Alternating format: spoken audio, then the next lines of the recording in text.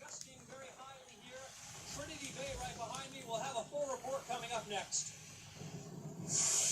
It has made landfall between Sabine Pass and High Island, Texas, and Edouard is headed to the west-northwest at about 14 miles per hour now. That'll put in the vicinity of Waco and Dallas by tomorrow morning. That's the track that it will be taking. Well, we want to take you to Anahuac, Texas. Bill Keneally arrived there a little time ago, just in advance of the landfall of this tropical storm. Bill, how are conditions now? It look like the wind is really beginning to howl. They certainly are, Marshall. Thank you very much. Yes, we're here in Edouard. We're actually about 40 miles east of downtown Houston. We left Houston.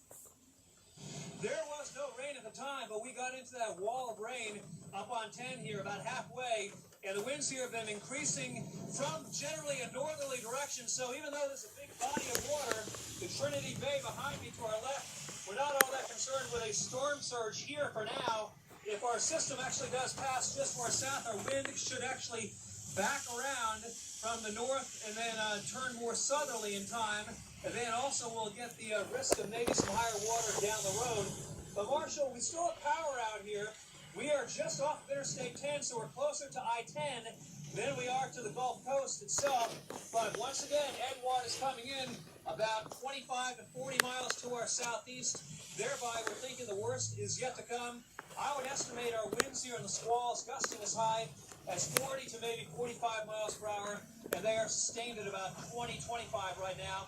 The other worry here will be the concern of maybe a spin-up here, possibly, or some water spouts off of that very warm water of the Trinity Bay. So we'll continue to monitor it here, but as we have said, the worst is still probably another 1 to 2 hours of deteriorating conditions here to the east of downtown Houston by about 40 miles. Let's head now down southeast of Houston, down I-45, and say good morning to Stephanie Abrams. Stephanie, how's it down there? We're getting buffeted pretty good up here, up in the town of Anahuac.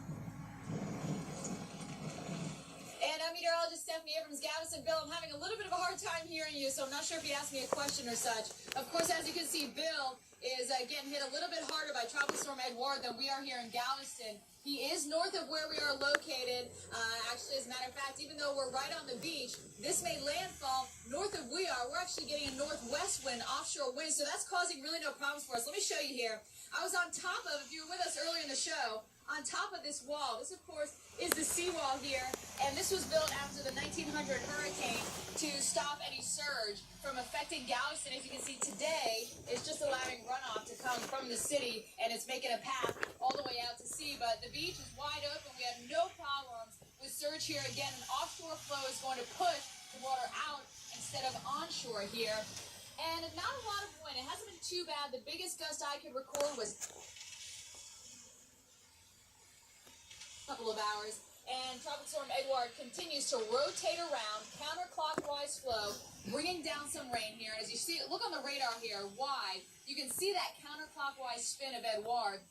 Tropical storms spin in this motion, as do hurricanes and low pressures, all kind of in the same family, so to speak. The rain extends from Houston all the way to Lafayette, Louisiana, and landfall, of course, was in the upper Texas coast. But it doesn't exactly matter where landfall is because the effects are felt far out from the center of circulation.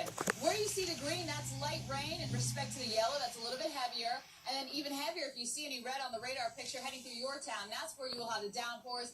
And typically you have gustier winds where you see the red on the radar there. Some bigger thunderstorms can produce some of those stronger winds. So let's talk about the forecast here through the area. Houston, we are going to be a little bit on the cooler side, 85 degrees, windy and wet, 3 to 5 inches, maybe a little bit more locally. Flash flood